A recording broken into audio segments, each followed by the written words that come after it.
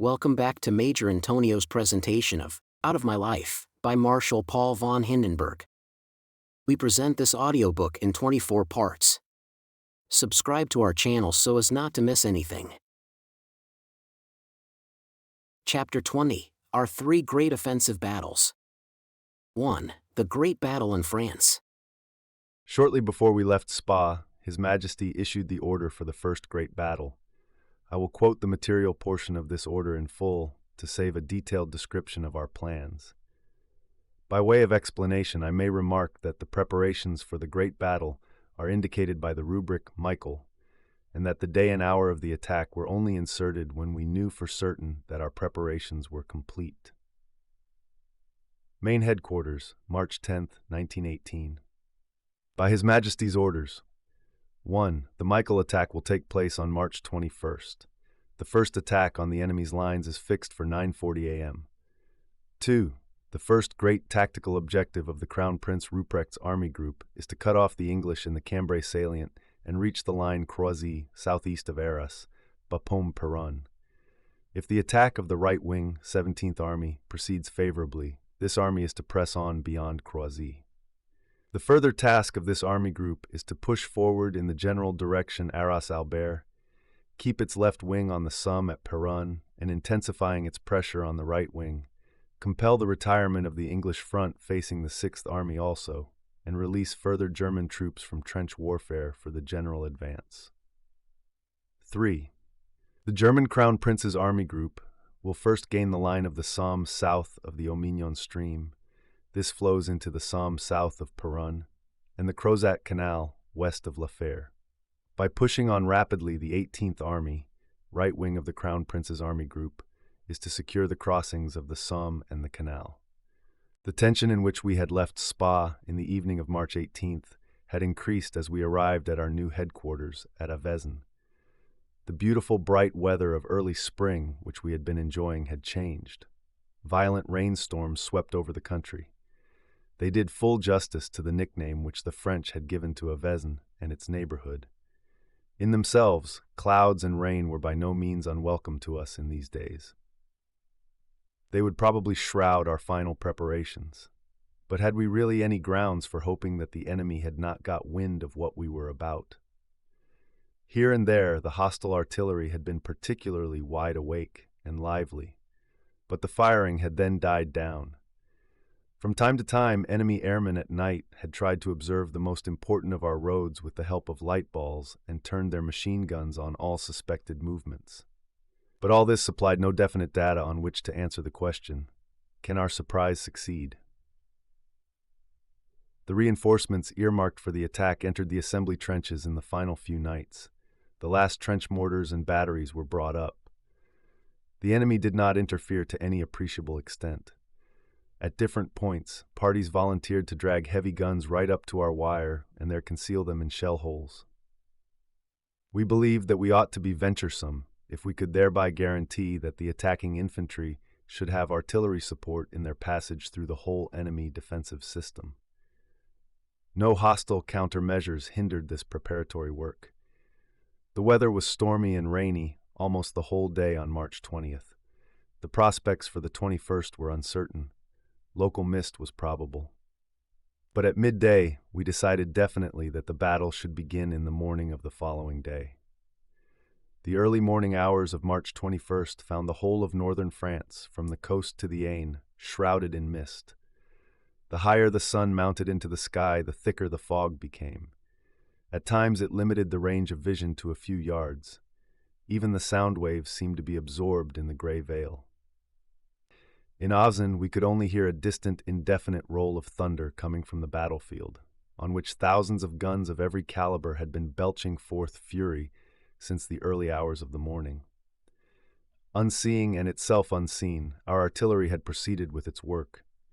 It was only our conscientious preparation which offered any guarantee that our batteries were being really effective. The enemy's reply was local, fitful, and of varying violence. It looked as if he were groping about for an unseen enemy rather than systematically fighting a troublesome foe. It was therefore still uncertain whether the English were not fully prepared with their defense and expecting our attack. The veil which hid everything did not lift. About 10 a.m., our brave infantry advanced into the very heart of it. At first, we received only vague reports, recitals of objectives reached, contradictions of previous reports, recalls. It was only gradually that the atmosphere of uncertainty cleared, and we were in a position to realize that we had broken through the enemy's first line at all points. About midday, the mist began to dissolve and the sun to triumph. By the evening hours, we were able to piece together a definite picture of what had been accomplished. The armies on the right wing and the center of our battlefront were to all intents and purposes held up in front of the enemy's second position. The army on the left had made immense progress beyond St. Quentin. There was no doubt that the right wing was faced with the stoutest opposition. The English had suspected the danger which was threatening them from the north, and brought up all their available reserves to meet it. On the other hand, the left wing had had relatively the easiest task, apparently as the result of a wholesale surprise. In the north, our losses had been larger than we expected, otherwise they were in accordance with anticipation.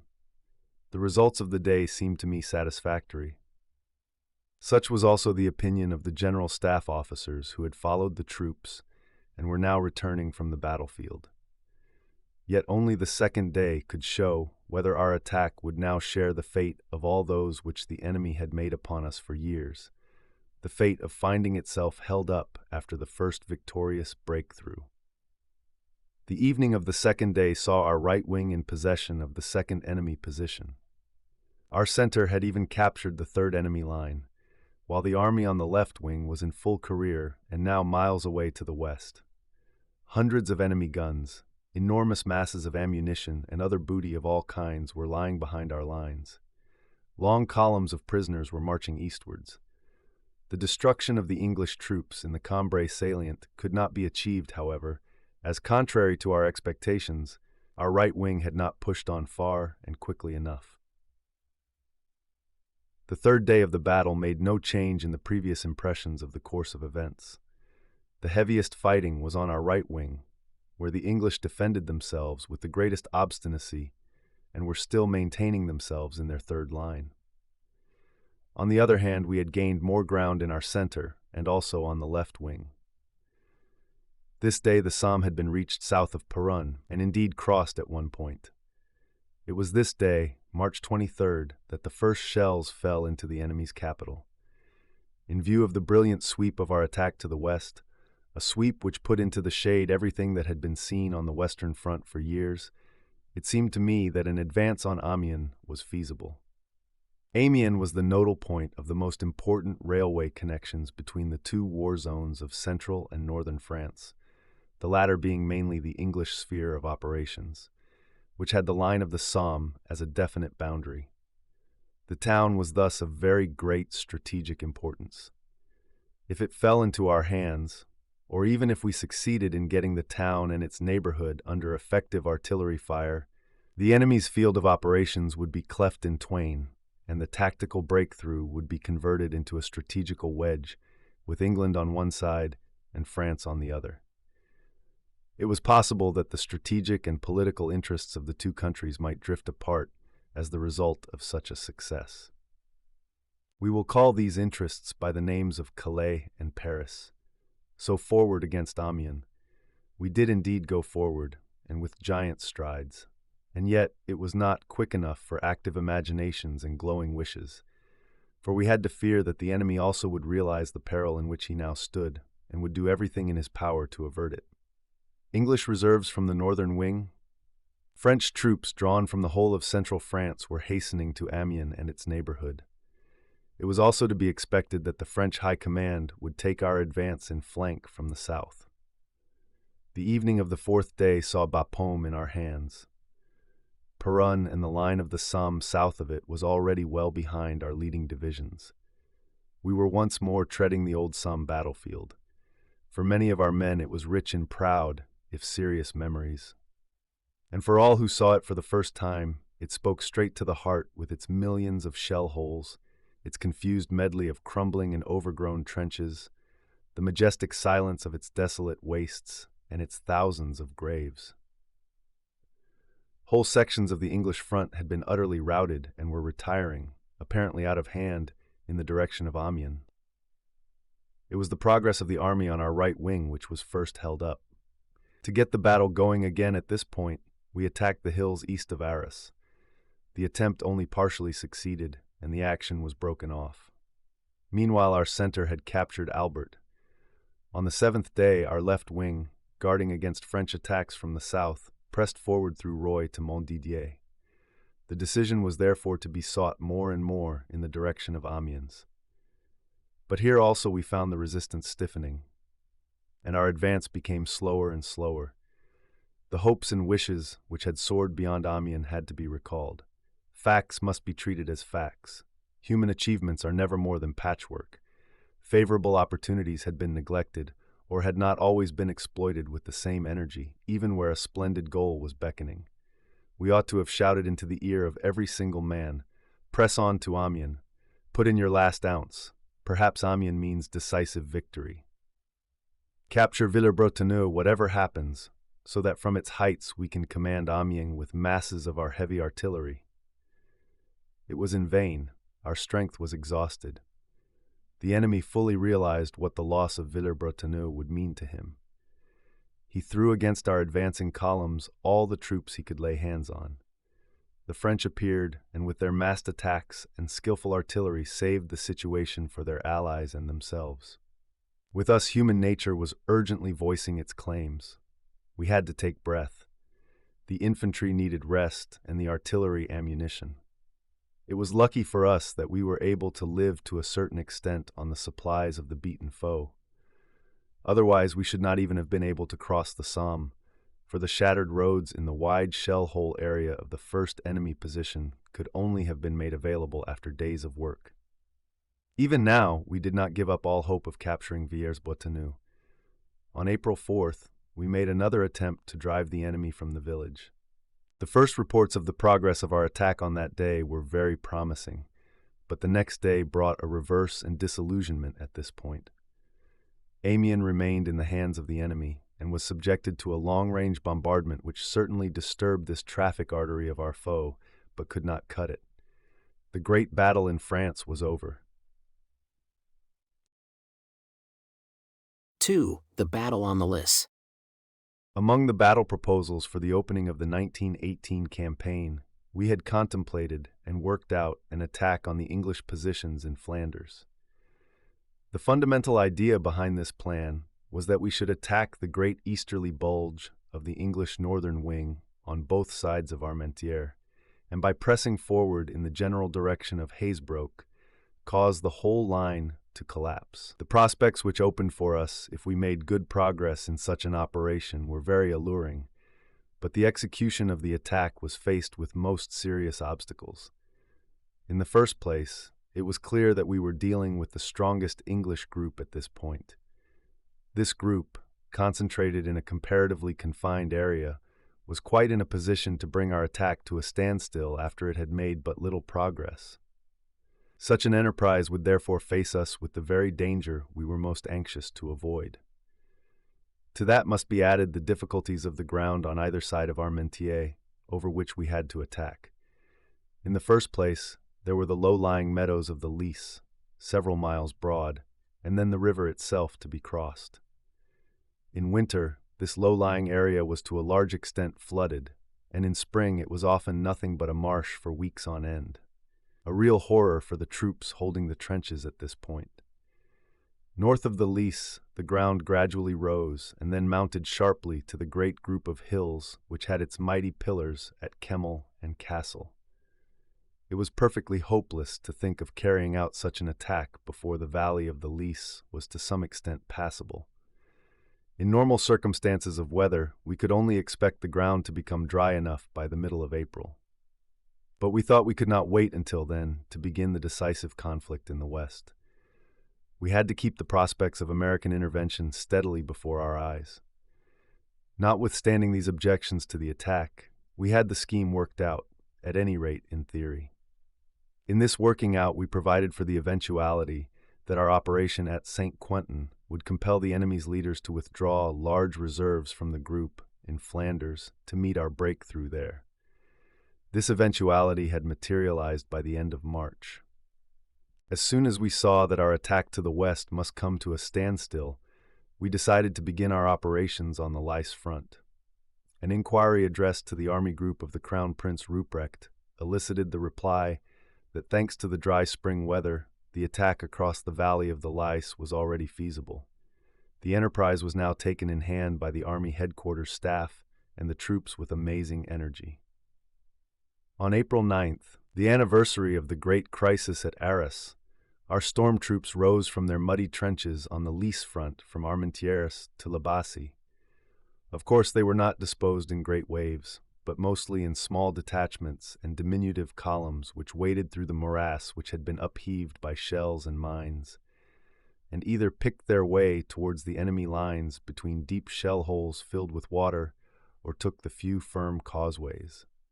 Under the protection of our artillery and trench mortar fire, they succeeded in getting forward quickly in spite of all the natural and artificial obstacles, although apparently neither the English nor the Portuguese, who had been sandwiched in among them, believed it possible. Most of the Portuguese troops left the battlefield in wild flight, and once and for all retired from the fighting in favor of their allies. It must be admitted that our exploitation of the surprise and the Portuguese failure met with the most serious obstacles in the nature of the ground. It was only with the greatest difficulty that a few ammunition wagons were brought forward behind the infantry. Yet the Lys was reached by the evening and even crossed at one point. Here again the decision was to be expected only in the course of the next few days. Our prospects seemed favorable. On April 10th, Estaires fell into our hands and we gained more ground northwest of Armentières. On the same day, our front of attack was extended to the region of Wichety. We again stormed the battered ruins of the much-fought-for Messines. The next day brought us more successes and fresh hopes. Armentières was evacuated by the enemy, and we captured Merville. From the south we approached the first terrace of the great group of hills from which our opponent could see our whole attack and command it with his artillery. From now on progress became slower. It soon came to a stop on our left wing, while our attack in the direction of Hasbrook was slowly becoming paralyzed. In our center we captured Bayeul and set foot on the hills from the south. Wichete fell into our hands, but then this first blow was exhausted. The difficulties of communication across the Lys Valley, which had to be overcome by our troops attacking from the south, had been like a chain round our necks. Ammunition could only be brought up in quite inadequate quantities, and it was only thanks to the booty the enemy had left behind on the battlefield that we were able to keep our troops properly fed. Our infantry had suffered extremely heavily in their fight with the enemy machine gun nests, and their complete exhaustion threatened unless we paused in our attack for a time. On the other hand, the situation urgently exacted an early decision. We had arrived at one of those crises in which the continuation of the attack is extremely difficult, but when the defense seems to be wavering. The release from such a situation can only come from a further attack, and not by merely holding on. We had to capture Mount Kemmel. It had lain like a great hump before our eyes for years. It was only to be expected that the enemy had made it the key to his positions in Flanders. The photographs of our airmen revealed but a portion of the complicated enemy defense system at this point. We might hope, however, that the external appearance of the hill was more impressive than its real tactical value. We had had experiences of this kind before with other tactical objectives. Picked troops which had displayed their resolution and revealed their powers at the Rotenturm Pass and in the fighting in the mountains of Transylvania, Serbian Albania, and the Alps of Upper Italy, might once more make possible the seemingly impossible. A condition precedent to the success of our further attacks in Flanders was that the French High Command should be compelled to leave the burden of the defense in that region to their English allies. We therefore first renewed our attacks at Villers-Bretonneux on April 24th, hoping that the French commander's anxiety about Amiens would take precedence of the necessity to help the hard-pressed English friends in Flanders. Unfortunately, this new attack failed. On the other hand, on April 25th, the English defense on Mount Kemmel collapsed at the first blow.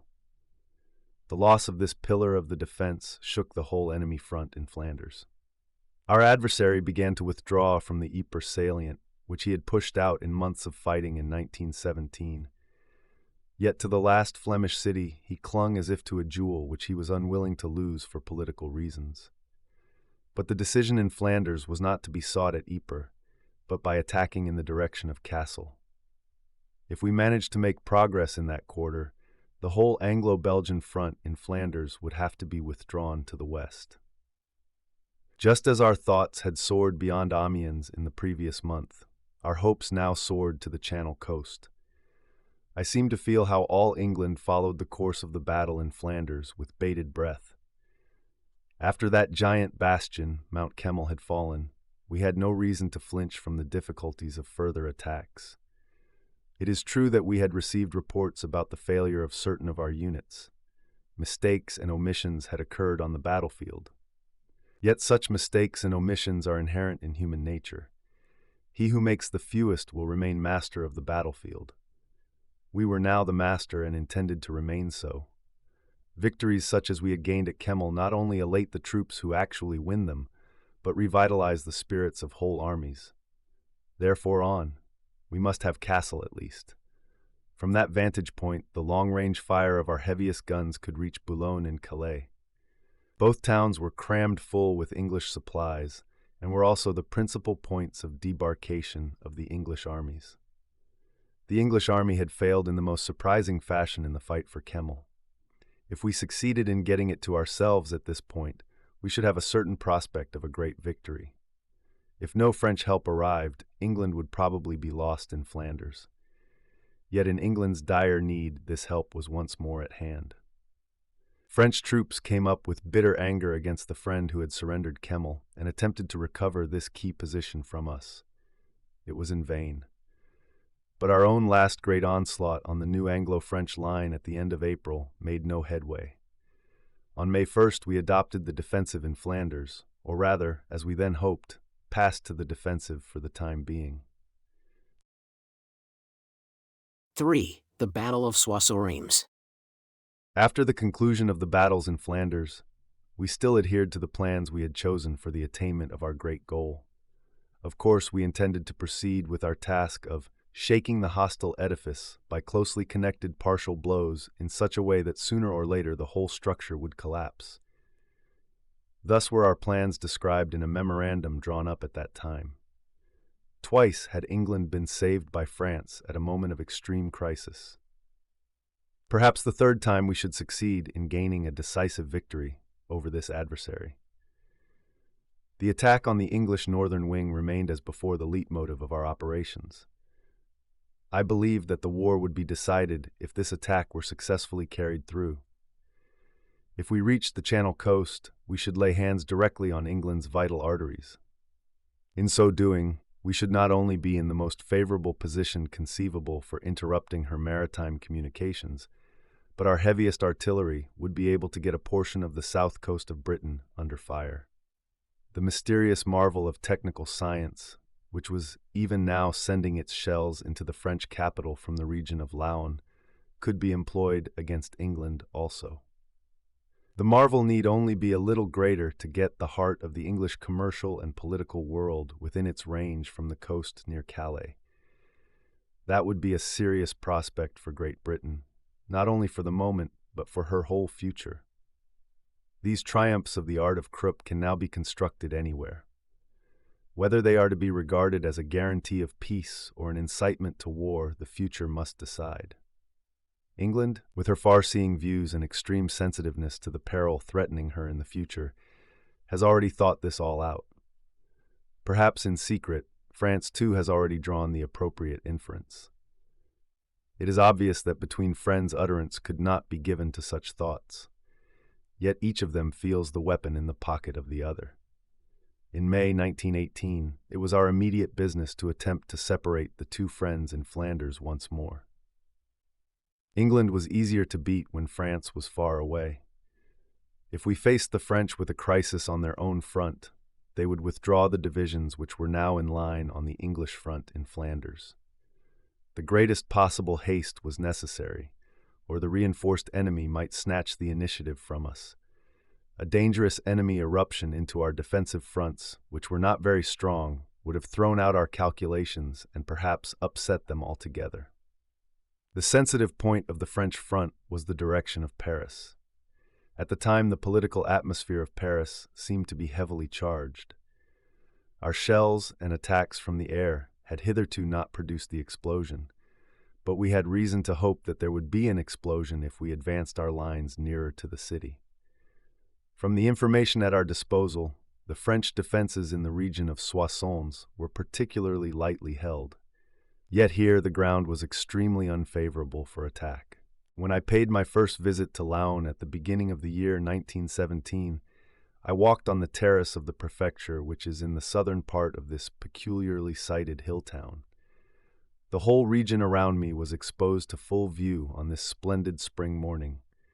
Bounded by two groups of hills on the west and east, the landscape stretched away to the south, and there ended in a mighty wall, the Chemin des Dames. 103 years before, after days of violent fighting south of the Marne, Prussian and Russian forces under the command of Blücher had crossed the heights of the Chemin des Dames from the south, and after the murderous action at Craonne, had been drawn up for battle against the great Corsican in the immediate neighborhood of Laon. In the night of March 9th to 10th, 1814, the battle on the eastern slopes of the steep hills of Laon had been decided in favor of the Allies. It was on the heights of the Chemin des Dames that the French spring offensive of 1917 had been brought to naught. Fighting had raged on this position for weeks with varying fortune, and then silence had reigned. In October 1917, however, the right shoulder of this ridge, northeast of Soissons, had been stormed by the enemy, and we were forced to evacuate the Chemin des Dames and establish our defenses behind the Ailette. Our troops had now to attack once more over the slopes of the Chemin des Dames. The success of this enterprise depended even more on surprise than had been the case with our previous offensives. If we failed in this respect, our attack would break down on the northern face of the high ridge. However, our surprise completely succeeded. I will venture to give the peculiar explanation which was put forward to account for our success. An officer who had taken part in the preparations on the Ailette expressed the opinion that the croaking of the frogs in the streams and damp meadows had been so loud that it was impossible to hear the sounds made by the approach of our bridging trains. Others may think what they like about this piece of news, but I can at any rate give the assurance that I had not been previously irritating my informant with chestnuts from my sporting experiences. Another and more illuminating explanation to account for the success with which we concealed the preparations for our attack was given by a captured enemy officer. According to his story, on the day before our attack began, a Prussian non-commissioned officer was brought in who had been captured in a raid. In reply to the question whether he could tell anything about a German attack, he spoke as follows: "There will be a tremendous German bombardment in the early morning hours of May 27th. However, it will only be a feint, for the German infantry attack which will follow it will only be carried out by a few volunteer detachments. The moral of the German troops has been so shaken by their fearful losses at St. Quentin and in Flanders that the infantry has openly resisted the orders for a general attack." The officer said quite frankly that this report had seemed to him entirely credible, so that on May 27 he had awaited the development of events with perfect unconcern. Perhaps these reminiscences of mine will come to the knowledge of that brave German soldier. I press his hand in thought and thank him on behalf of the whole army, to which he rendered so priceless a service, and in the name of the many hundreds, perhaps thousands, of his brave comrades, whose lives he saved by his presence of mind. The deception of the enemy officer would not, perhaps, have been so complete if hostile propaganda, with its silly exaggeration of our previous losses, had not prepared the ground for belief in the story of the Prussian non-commissioned officer. Thus, propagandist lies and exaggerations prove a boomerang from time to time. The battle began on May 27th, and everything went brilliantly. At the outset, we were bound to anticipate that our attack would come to a halt on the Aisne vessel line and would be unable to get beyond that sector.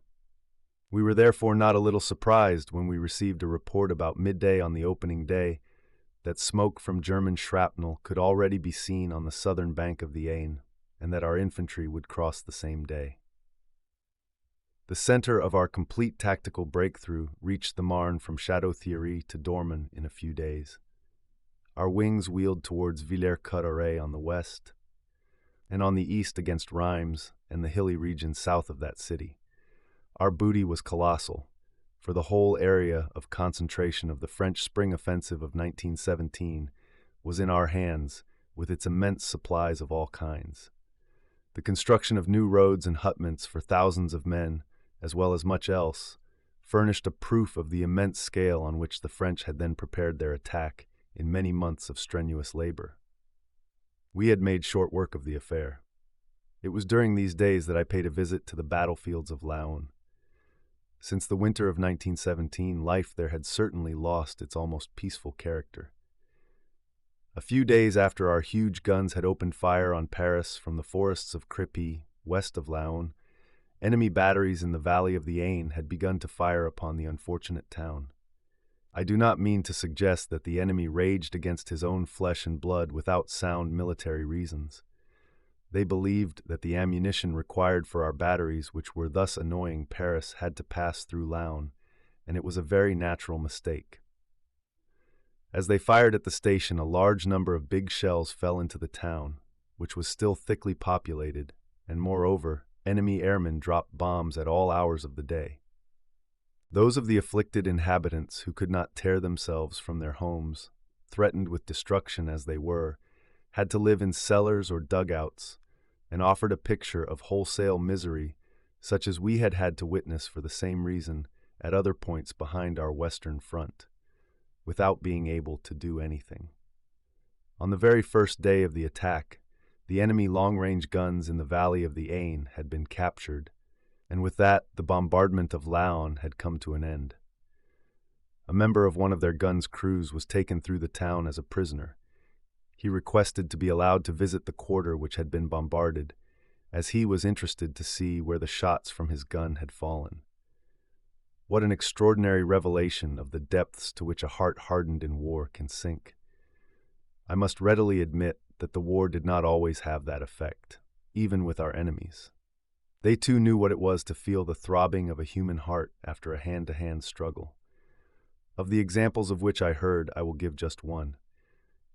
It was on March 21st in St. Quentin, which was still under heavy English fire. German columns were blocking the bombarded streets, which were being shelled. Enemy prisoners coming from the battle and carrying our wounded were forced to halt. They laid their burdens down.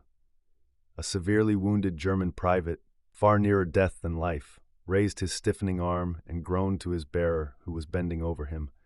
"Mutter, mutter." The English ear understood the German sound. The Tommy knelt down by the side of the grenadier, stroked his cold hand, and said, "Mother, yes, mother is here." I myself saw the workings of deep human feeling on these battlefields. In company with a German general, I was walking on the heights west of Craonne just after these had been stormed.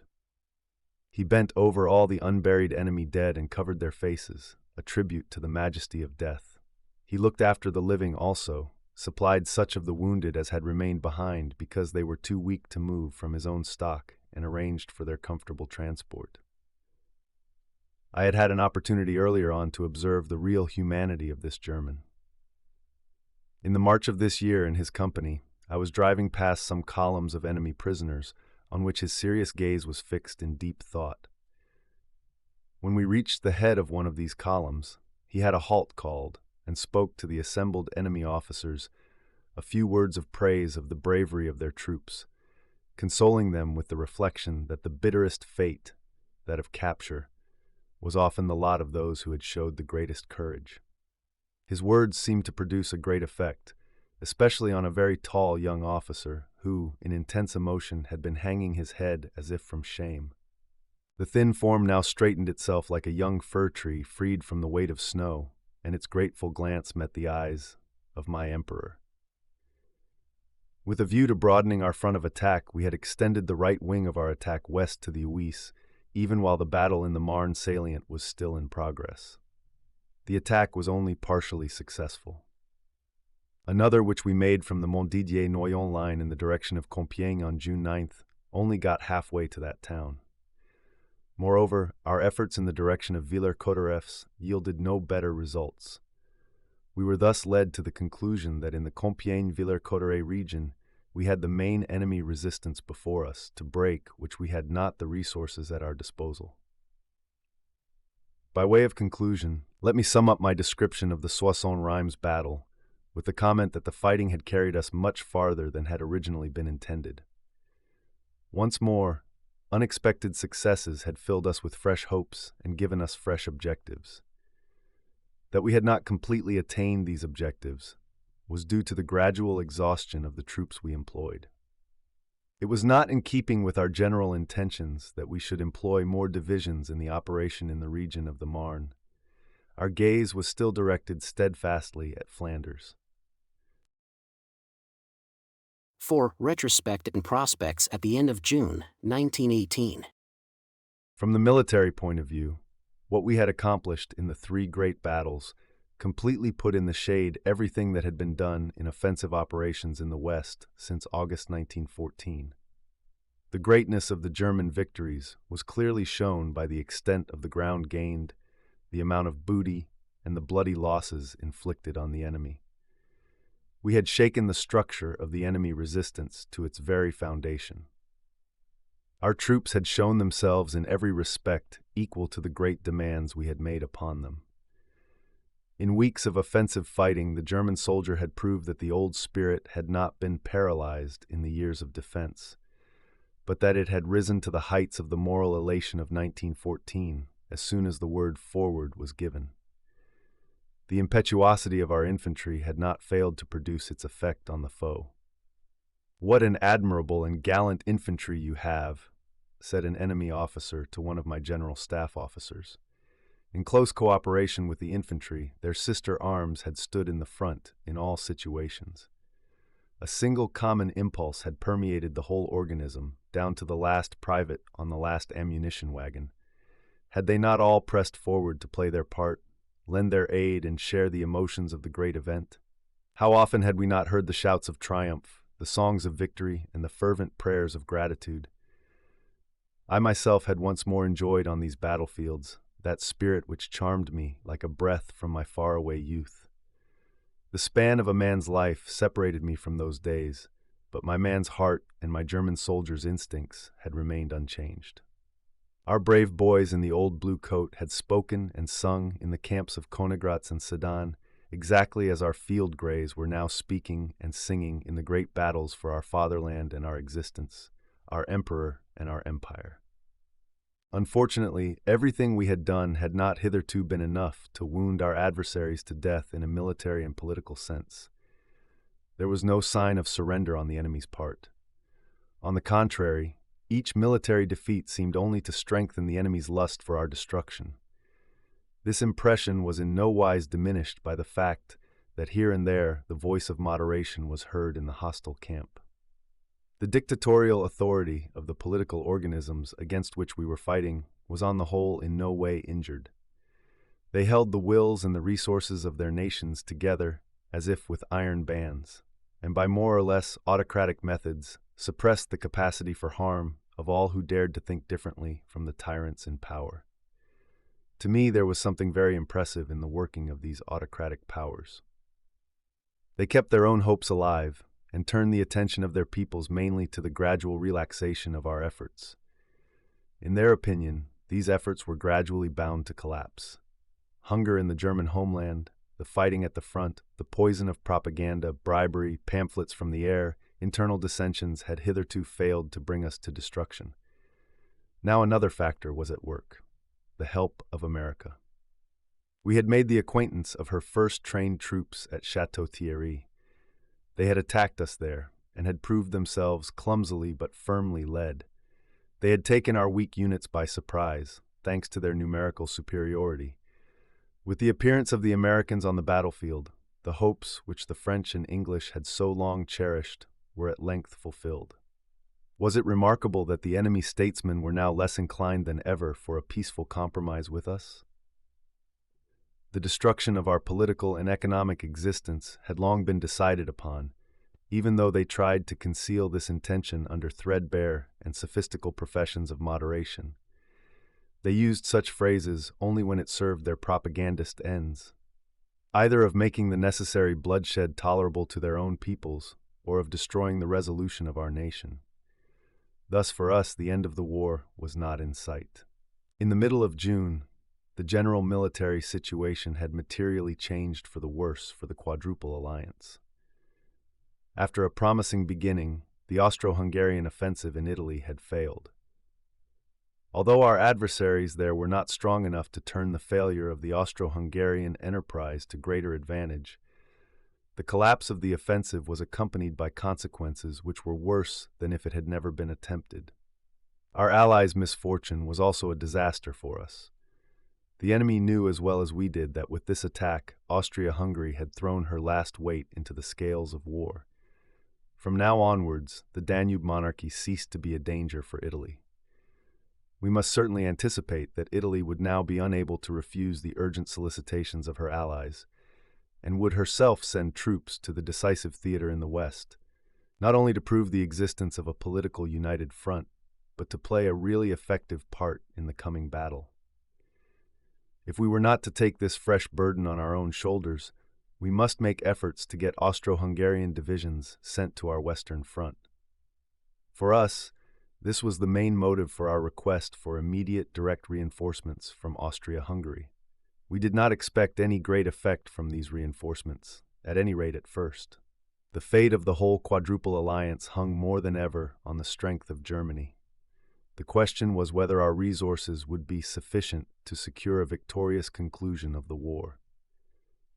I have already spoken of the brilliant achievements of our troops.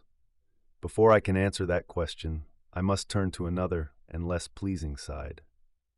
With all my affection for our soldiers and gratitude for what they had done, I could not entirely close my eyes to those defects in the structure of our army which had been revealed in the course of the long war. The lack of a sufficient number of well-trained commanders of the lower ranks had made itself very much felt in our great offensive battles. Battle discipline had occasionally gone to pieces. It was natural enough in itself that a private, finding himself in the middle of plentiful supplies in an enemy depot, should thoroughly enjoy food and other delicacies which he had not tasted for a very long time. But he should never have been allowed to do so at the wrong time, and thereby neglect his duties. Quite apart from the damaging effect of such behavior on the spirit of the troops, there was also the danger that favorable situations would not be exploited, and indeed would be allowed to turn to our disadvantage. The battles had made further great gaps in our ranks, gaps that could not be filled up. Many an infantry regiment needed reconstruction from top to bottom. Generally speaking, the material available was no longer of the same value as the old. The weaknesses of the situation at home were frequently mirrored in the moral of the recruits who came to us in the field. It is true that public opinion at home had been greatly revitalized in many quarters by the influence of our military victories. The news from the front was followed with the greatest anxiety, and the public hoped for a rapid and successful conclusion of the fearful conflict. Hunger, the loss of life, and the feeling of apprehension seemed not to have been in vain, and much was forgotten or endured with manly stoicism as long as a happy end of the colossal trial seemed to be approaching. Thus the victories of the army made good many of the omissions of our political leadership. But the starting point for the process of demoralization, which was to destroy our whole national organism, was provided by the unpatriotic passions of a certain section of the German people who were permeated by political notions which had degenerated as the result of self-interest and self-seeking. These were men whose shaken nerves and moral depravity prompted them to regard the victory of the enemy as the herald of peace and happiness for the fatherland. Men who could see nothing but good in the camp of the enemy and nothing but evil in our own. Trotsky had certainly not wasted his words on the desert air of Brest-Litovsk. His political heresies had swarmed over our frontier posts and found numerous admirers among all classes and from the most varying motives. Enemy propaganda continued its work in public and private. It invaded every department of our activities. Thus, the diminution of the will to resist in our people and army threatened to join with the enemy's lust for our destruction to compass our ruin. Military victory seemed to provide the only way out of so critical a situation. To reach a successful end by that means was not only my unshakable resolve, but also my sure hope. For such a triumph, it was essential that we should not lose the initiative. That meant we must remain on the offensive. We should find ourselves under the hammer the minute we let it slip from our hands. We could fight on so long as the homeland gave us the physical and moral forces which were still at her disposal, so long as she retained her courage and her confidence in final victory, and so long as our allies did not fail us.